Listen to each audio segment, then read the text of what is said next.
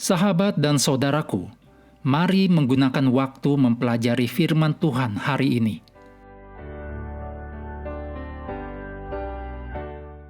Jumat 14 November. Ini adalah bagian pendalaman untuk pelajaran kesetiaan tertinggi beribadah di zona perang.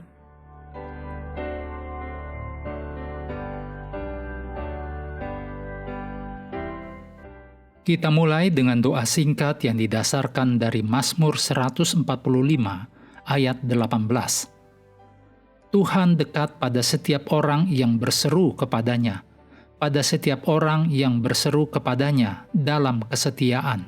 Amin.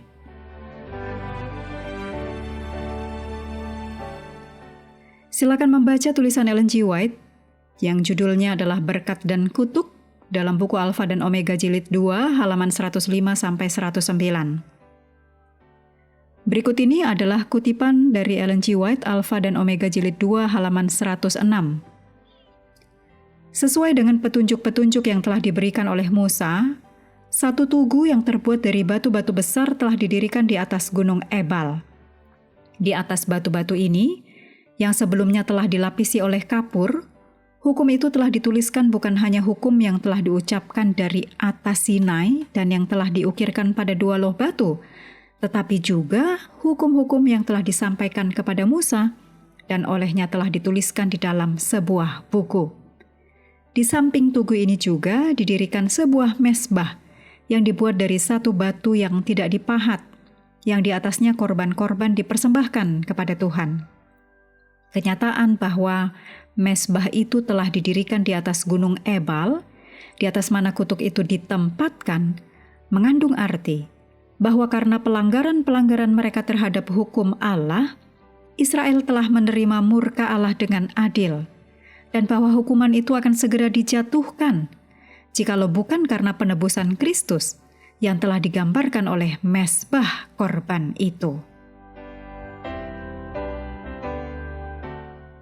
Berikut ini kutipan dari tulisan Ellen G. White dalam buku Alfa dan Omega, Jilid 6, halaman 301.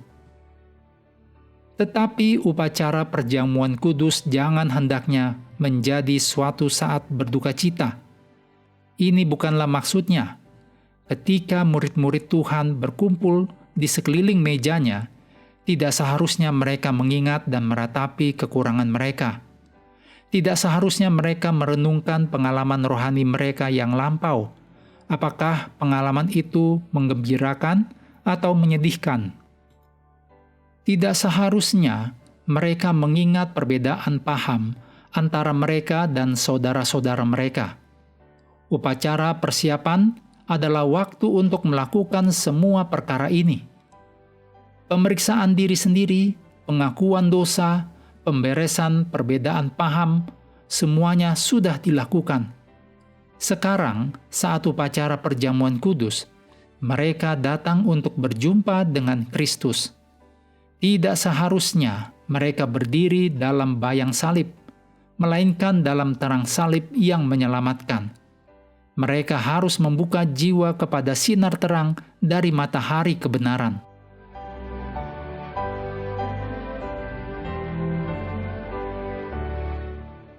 Berikut hal-hal untuk diskusi.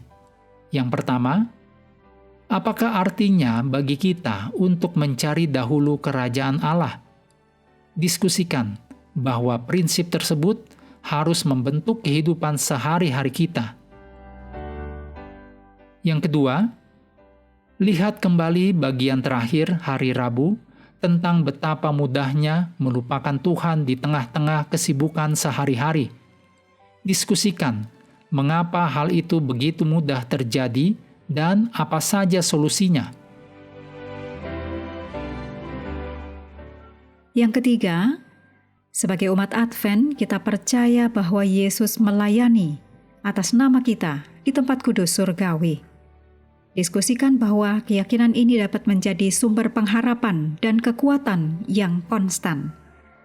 Pengetahuan bahwa Yesuslah yang berada di atas sana mengadakan pendamaian, Ibrani 7 ayat 25, bagi kita, dapat menolong kita untuk menyadari betapa indahnya karya Yesus di dalam bait suci surgawi khususnya pada masa kegenapan Hari Pendamaian.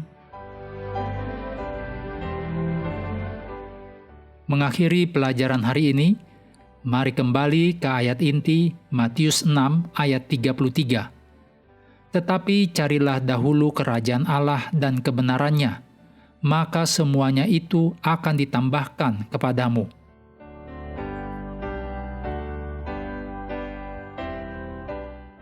Sahabat juga perlu melengkapi waktu untuk bersekutu dengan Tuhan setiap hari. Dengan bacaan Alkitab sedunia, percayalah kepada nabi-nabinya yang melanjutkan dari Hakim-Hakim pasal pertama. Tuhan memberkati kita semua.